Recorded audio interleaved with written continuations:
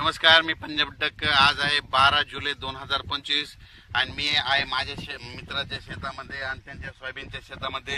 Complete 32 दिवस झालेले तर या शेतामध्ये आणि या ठिकाणाहून महाराष्ट्राच्या शेतकऱ्याला अंदाज देणार आहे।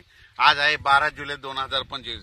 आणखीन तुम्हाला एक सांगतो की राज्यामध्ये 13 जुलै आणि 14 जुलैच्या दरम्यान राज्यामध्ये तुम्हाला सांगायचं झालं तर लातूर जिल्हा, सोलापूर जिल्हा, बीड जिल्हा, नगर जिल्हा, परभणी जिल्हा, जालना जिल्हा, संभाजीनगर, त्याच्यानंतर नांदेड जिल्हा ह्या भागामध्ये विखुरलेल्या स्वरूपाचा म्हणजे 13, 14, 15च्या दरम्यान भाग बदलत पाऊस येणार आहे। सर्वदूर नाही पडणार पण भाग बदलत 13, 14च्या दरम्यान पाऊस येणार आहे म्हणून हा अंदाज लक्षात येतो।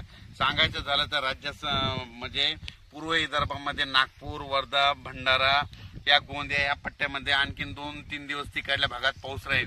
पण राज्यात मात्र सर्वदूरचा सध्या तरी पाऊस नाही।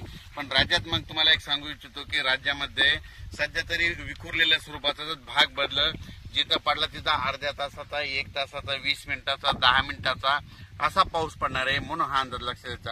मग राज्यात मोठा पाऊस कधी येणार आहे तर माझी सगळ्याला विनंती आहे, तुम्ही काय करा, आणखीन 4-5 दिवस आहेत, शेतीचे कामे करून घ्या, फवारण्या करायच्या तर करू शकता, खुरपण करू शकता। कारण की राज्यामध्ये 17-18च्या नंतर काय होणार आहे, तामिळनाडू, आंध्र प्रदेश आणि कर्नाटक या भागामध्ये आतापर्यंत 1-1.5 महिना झाला पाऊस नाही। मग आता तिकडे पाऊस सक्रिय होणार आहे म्हणजे ते 17-18 तारखेपासून तिकडे सक्रिय झाल्याच्या नंतर तो पाऊस मध्ये 18, 19, 20च्या दरम्यान मग परत कोणत्या भागात पडणार आहे की ज्या भागामध्ये पाऊस नाही पडला।